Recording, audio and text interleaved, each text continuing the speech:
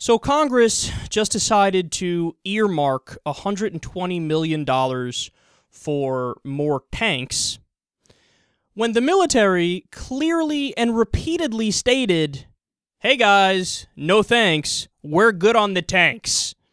So Policy Mike reports, quote, it's not the first time this has happened. Back in 2012, General Ray Odierno testified before Congress about why they didn't need to spend more money on tanks. We don't need the tanks, he told legislators. Our tank fleet is 2.5 years old on average now. We're in good shape, and these are additional tanks that we don't need. Now, it didn't do any good because back then, Congress voted for $183 million in tanks that year. All told, lawmakers from both parties have dedicated nearly $500 million in taxpayer money over the past 2 years to build more Abrams tanks. So they keep doing this. This is something that happens every few years. They buy more tanks, create more tanks, when the military and the Pentagon are like, stop it! We don't need it. We're not fighting the Nazis right now. Chill. So why does Congress keep ignoring the military? Well, Ohio Representative Mike Turner's response to the controversy says it all. Quote, the fiscal year 2015 NDAA, National Defense Authorization Act, recognizes the necessity of the Abrams tank to our national security and authorizes an additional $120 million for Abrams tank upgrades. He said this in a statement, quote, this provision keeps the production lines open in Lima, Ohio, and ensures that our skilled technical workers are protected. Oh, I see.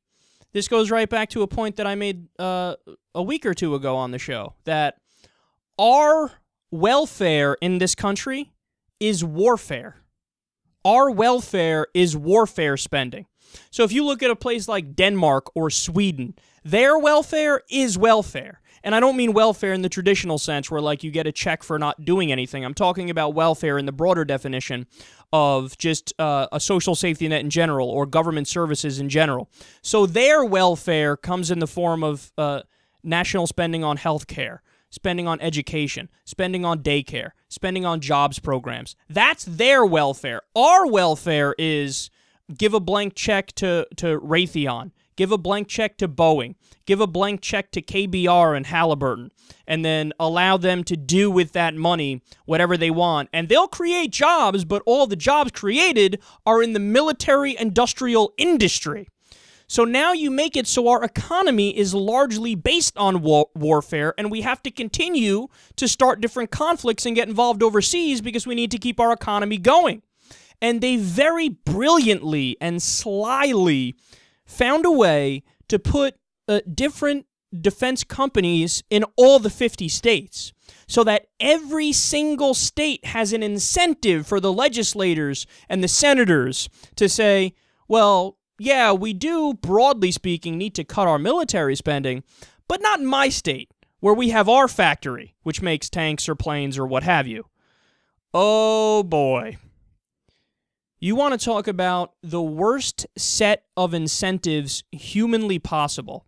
What was the old Dr. Martin Luther King Jr. quote that a country that spends more on warfare than welfare is quickly approaching spiritual death?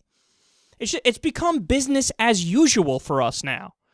To build tanks that we're not going to fucking use when we have thousands of other tanks sitting in a desert in Nevada has become par for the course.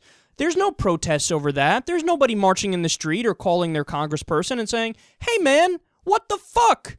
I mean, you want to talk about fiscal conservatism, conservatives and liberals should be equally mad about this. Liberals because the money's going to unnecessary military spending, conservatives because it's totally wasteful spending. I mean, whatever happened to the idea of small government and fiscal responsibility? And we have an infrastructure with a grade of D right now, and you'd rather spend money on tanks we don't need than spend money building bridges?